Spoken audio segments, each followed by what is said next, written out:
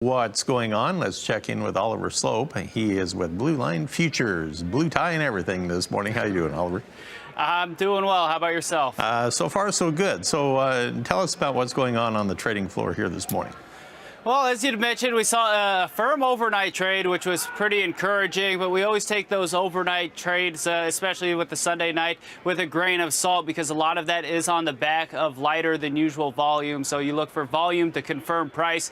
We weren't able to see that once the floor opened up, and the sellers took advantage of the firmer price action, specifically in the corn and the wheat market. Corn, I think we're in a healthy spot, though. I think we're just starting to consolidate as we look forward to this week's USDA report, which is going to be a big one. We're looking at basically kind of right in the middle of a couple of significant moving averages. 374.5 is a 50-day, 378.25 is a 200-day. We remain friendly in this market. We really want to see a close back above 382 to 383.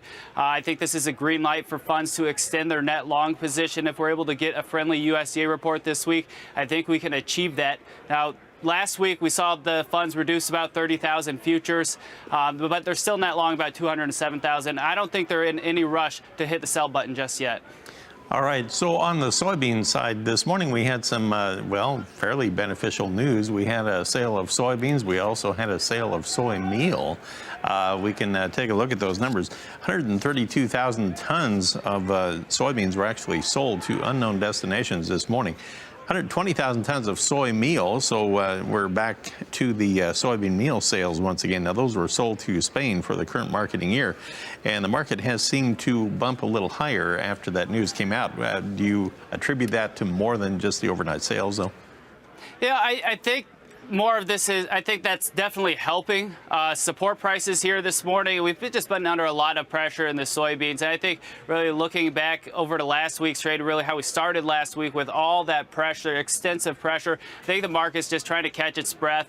And again, we're looking at a bunch of key technicals going forward into this report. And I wouldn't be surprised to see some of these grain markets consolidate into that 1038.25 to 1041.75. This is going to be significant resistance for that May corn contract.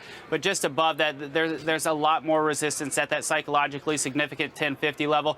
I think the bears remain in control here until we can get a close back above that going forward. If we can't do that, I wouldn't be surprised to see funds continue to step in on the sell side. We know Friday's commitment of traders report showed they reduced about 16,000, still long about 184,000. So if we get a bearish report and a failure to get a technical breakout, I would expect to see long liquidation in the next week. Okay, now on the wheat trade this morning, we had kind of a tough go here this morning. We lost several cents here in the Chicago wheat market. They are talking moisture in the southern plains once again, but it seemed to be missing the western sections of the southern high plains there, where they still have not gotten any relief yet.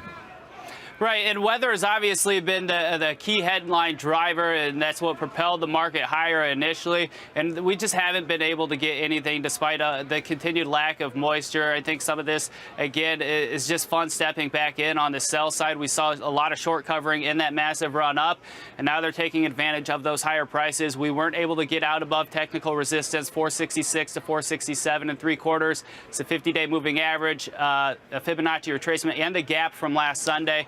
And I think that failure has led to some additional pressure here this morning. 446 to 450, the recent lows in the psychologically significant level, I think are going to be key going forward into this report on Thursday. If they can't hold that, I wouldn't be surprised to see this May contract make a run at contract lows.